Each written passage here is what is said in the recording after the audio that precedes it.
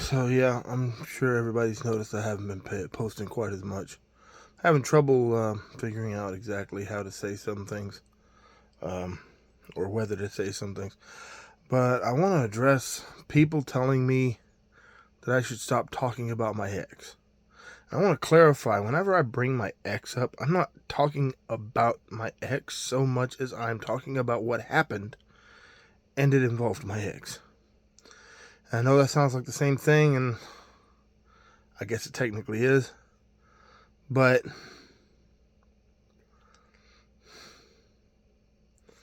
it's not my ex that I can't get over. Um, I got over her when I found out that absolutely every moment of our relationship was a lie. She couldn't even be honest about her own personality. Um, but I'm talking about what happened. I'm having trouble getting over what happened. And no, I'm not sitting here trying to play this poor, pitiful victim, because I did some stupid stuff too. Regardless of reason, regardless of circumstance, I did stupid stuff. And I'm not going to deny that. Um,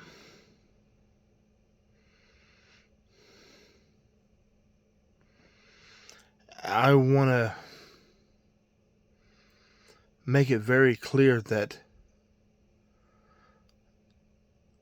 the problem isn't really even that it happened anymore. Yeah, I'm still dealing with a lot of the consequences of that. Extremely high anxiety, things that I'm dealing with now that didn't exist before I met her. But the thing is that in order to save face, she's continuing this lie that she's completely and perfectly innocent, and that I'm just this horrible villain. There are things that I'm going to save that, if I even say them, won't be until all my kids are grown and they have heard it with their own ears first. Because these are things that are going to change the way they look at her forever. Not just now, not just for a moment, for the rest of their lives. So for now, I'll keep those to myself. But the thing is the abuse, the one-sided expectations, the lies and manipulation, they haven't stopped. They're still going. I'm having conversations with my kids now. Only two of them. That I've already had, but not with them. With their mother, and their conversations I never had with the kids. Talking about subjects that not only should they not even know came up ever, but saying the same thing that their mother did, word for word. It's just like talking to their mother. If you want to know who the manipulator is, find out who the kids emulate. If they are parroting one parent's words against the other, that's the manipulator. It's called parental alienation. It's where one parent turns the kids against the other parent. And the worst part about it is these kids are talking about things that I never talked to them about, that I only talked to their mother about. Things that they shouldn't even know, except that their mother talked to them about it. Things that are inappropriate, first of all, and second, much of it's not even true. And they don't even realize that they're being manipulated. And if my kids manage to watch this video, which that subject has come up too, well, what if your kids see this? If my kids see this, that is actually their own fault, because I put age restrictions on all my videos. So if they're watching it, if they're able to see these videos, it's because they've lied. It's because they've manipulated themselves. It's because they've done something they shouldn't have done. I put age restrictions on my videos. So, if my kids see this, then they've already done something wrong in the first place. Should I be talking negatively about their mother? Not really. But I am not going to stay silent about what happened. I apologized to her for the things that I did, and I tried to make it right. And she continued to bring it up. I continued to try and make it right. She continued to bring it up. She weaponized my past against me so she could get her way, so she could get my silence and compliance. Anytime I brought up things that she did through our entire marriage and never stopped, it was always my fault. Never her decision. She was an innocent victim in her perpetration of abuse. And I was a monster for making her abuse me.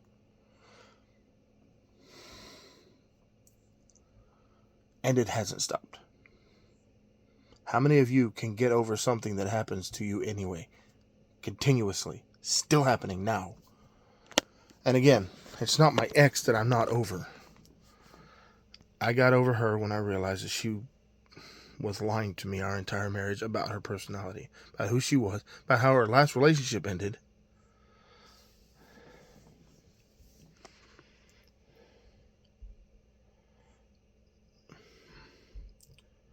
I don't understand how somebody can willfully be so malicious. Yes, I did a lot of stupid things. I wasn't doing it with the intent of hurting anybody. Not saying it wasn't wrong, but the intent behind it is the difference. In this instance, not justifying what I did. But I wasn't intending to hurt anybody. I wasn't intending to cause pain. I was actually trying to stop pain, and that didn't work. It actually made it worse.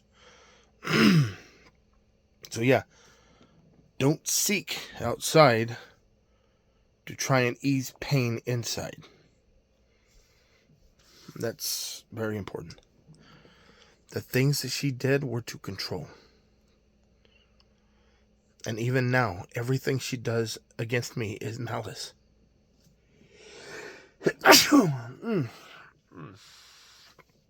Sorry, that hurt. Anyway, everything she does against me is malice.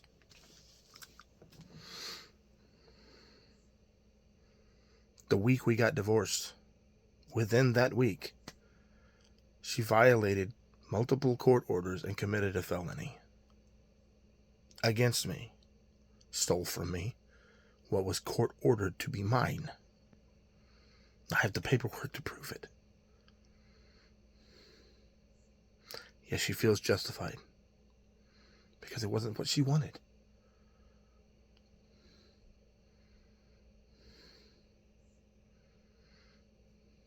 Abusive, manipulative, narcissistic people live by different rules than everybody else. They can violate court orders. They can commit felonies. They can break the law. They can manipulate. They can turn people against each other, like she tried to do so many times and succeeded many times. My own parents. Yes, my parents watch these videos, and I'm sorry for continually bringing it up, but it's not that you were terrible. It's that she is such an expert manipulator that she turned people against me that have known me my whole life. She's turning my kids against me, and yes, it is working. And yes, I'm sure if my kids do manage to see this video, this is going to make them mad, but this is what's happening. I've been accused. Okay, I'm going to go ahead and bring up one subject. My brother did something that was not so great, and that's as far as that's going to go. Okay, I'm not going to go into detail. My ex, on our first conversation after separating, face-to-face conversation, accused me of defending what he did, which I didn't, because I don't agree with what he did, and I've told him that. and he knows that. But I never defended what he did, and I told her that. And she brought up an adjacent subject that had nothing to do with what he did. Had to do with what his soon-to-be ex-wife did. Which, again, we'll go into that. She is the only one, outside of my parents and closest friends, that I've had that conversation with. And my parents and my closest friends haven't had contact with my kids since the separation. Or shortly after, but I didn't talk to them about that conversation until well after they stopped being allowed contact with my kids.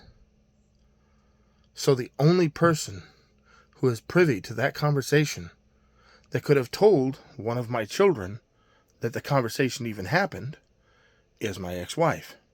Lo and behold, one of my children contacts me and accuses me of the same exact thing when I never even had that conversation with them. And I've never put it online. This is the closest I've come to mentioning anything that my brother did. And none of you none of you even know what it is.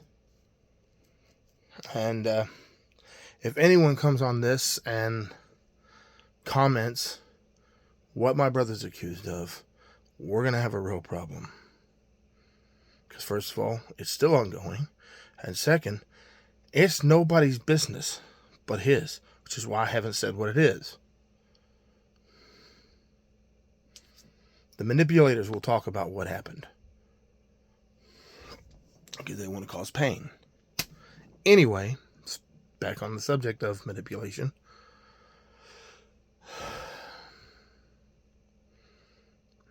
That is evidence of parental alienation. Trying to create a scenario that will turn the kids against the other parent. Making the kids think that that parent is unsafe. Or evil. Manipulative. Another one of my kids accused me of manipulating. This kid probably got the least physical discipline out of all of them. Aside from something terrible that happened that had nothing to do with me. Well, I won't say nothing, had little. This is a subject that I haven't put out on the internet yet because of my kids, their privacy and respect for them. But there was an incident that I had a hand in, but not a direct hand. It's more, I was the reason it was even possible. Part of the reason. There's a little bit of contention about that too, but that subject might come up later, just not right now. Yeah. Aside from that instance, she's had a very, very pleasant life. Yes, it was my daughter. She's had a very, very pleasant life. The manipulation that she's talking about, I don't know.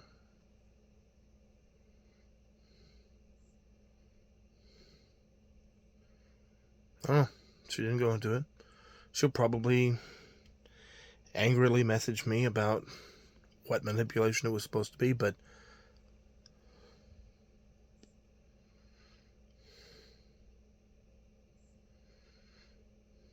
I treated my daughter very well.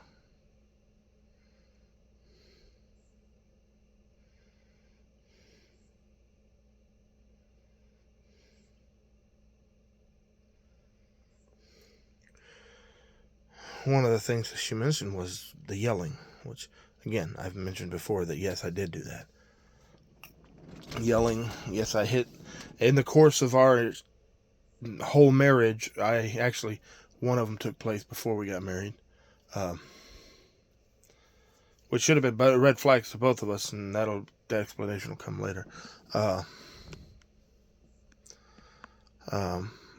hit a wall 3 times in our whole relationship. 3 times. And it was talked about as though that was my go-to.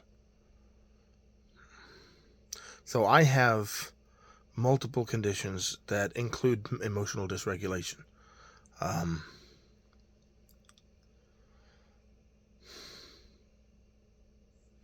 When you're telling somebody that they're hurting you and all you meet is a brick wall over and over and over, you get angry.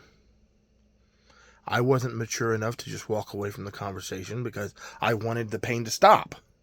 Naturally. It was stupid. I should have just walked away, but here we are. So that energy had to be directed somewhere. That was my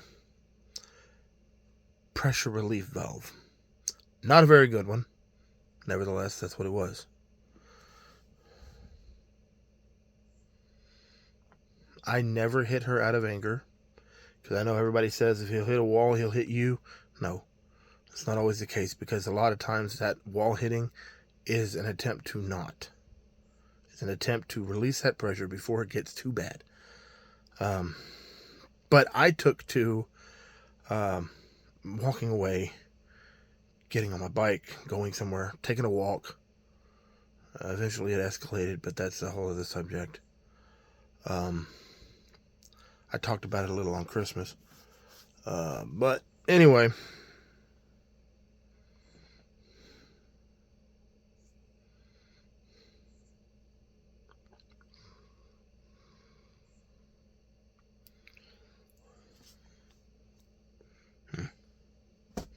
Yeah, my teeth are getting worse. Anyway,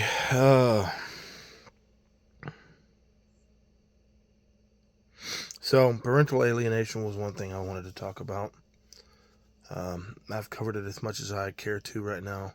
The other thing I want to talk about is, which I'm kind of accidentally leading into, reactive abuse. There's information all over the internet about this because people don't apparently understand what reactive abuse is. It's whenever somebody pokes, prods, and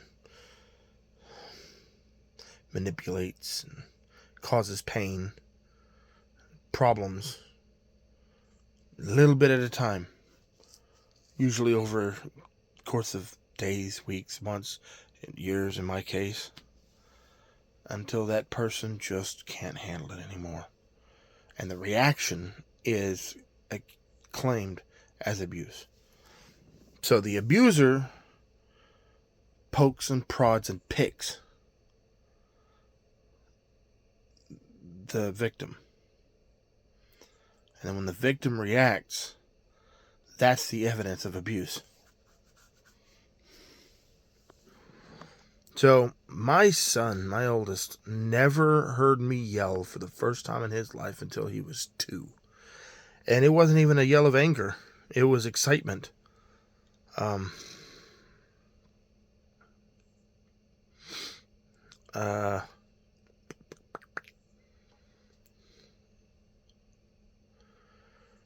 First time I ever actually yelled at one of my kids. I guess in anger. It was actually fear.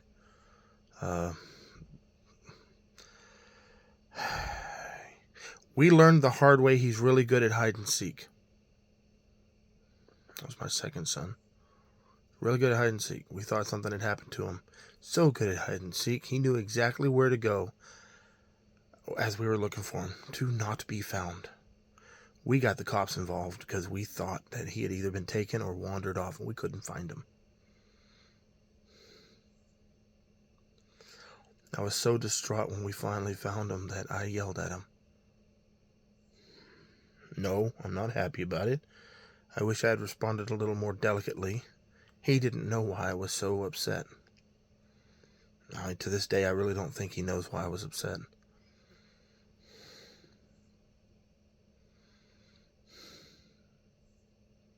Wish I could apologize. Anyway, I don't think I yelled at my wife for the first time until 20.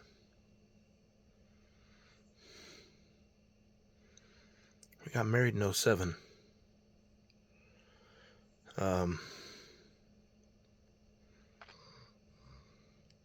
I did my best not to yell. Eventually, you just can't do it anymore. That first time I yelled, I should have been a sign that I needed to leave.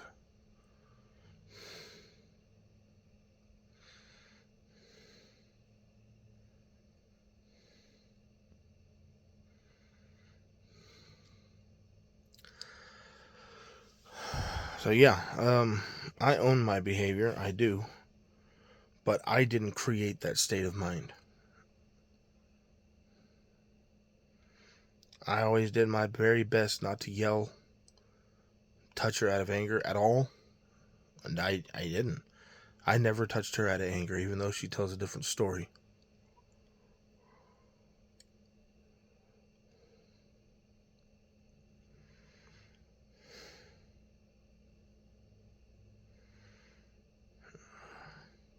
You really want to know who the bad guy is? Look who takes accountability. Look who says, I did wrong. The person who won't do that, that's the bad guy. In our 16-and-a-half-year relationship, she apologized to me 3 times and then continued the behavior.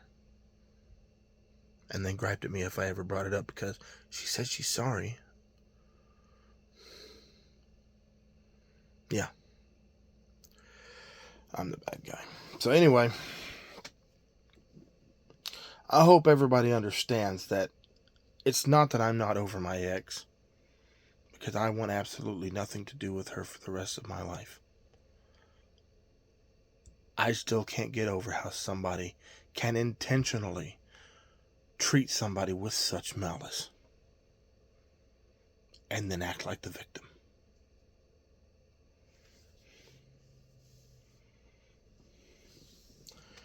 And you know what? I'll leave that one alone. Anyway, yeah, so I'm not going to quit talking about what happened to me because it happened and it hasn't stopped. No contact is going very well, which is why I suspect she started letting my oldest talk to me, my 2 oldest kids talk to me, including my daughter, which, oddly enough, I don't think my daughter's put the pieces together, but Father's Day last year, I got griped at by my ex, and threatened, by the way, because my daughter said Happy Father's Day to me. And now, she's willingly given my daughter my phone number so she can tear into me.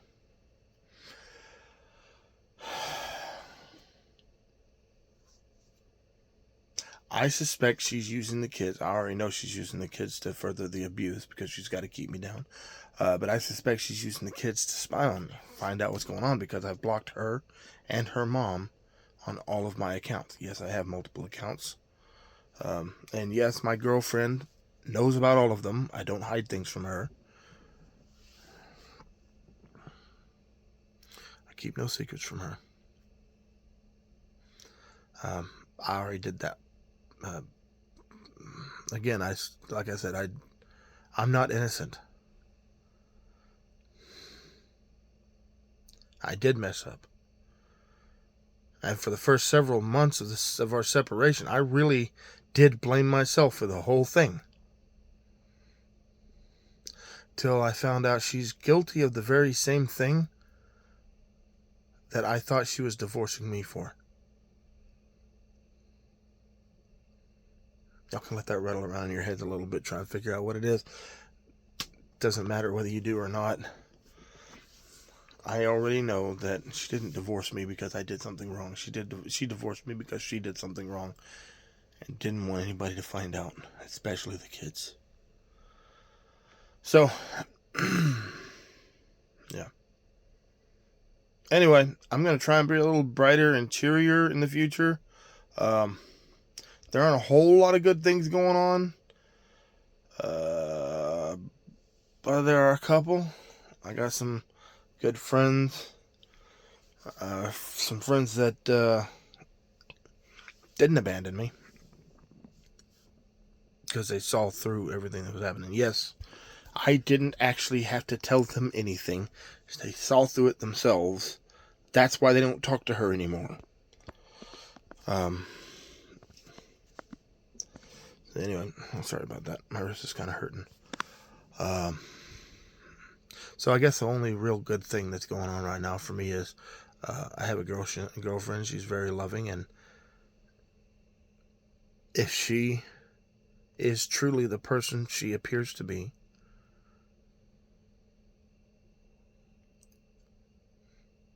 then we're going to have a very good life together. And as far as me being the man I should be, every day I'm working on it. Every day I'm getting better. Controlling my reactions, doing my best to control my thoughts. Rumination sucks, by the way. I keep a lot of my thoughts to myself rather than telling her, not because I don't think I can trust her with what's in my head, but because most of the thoughts in my head are from anxiety and fear. And that's not something I want to put on her, first of all. And second, I'm not going to validate.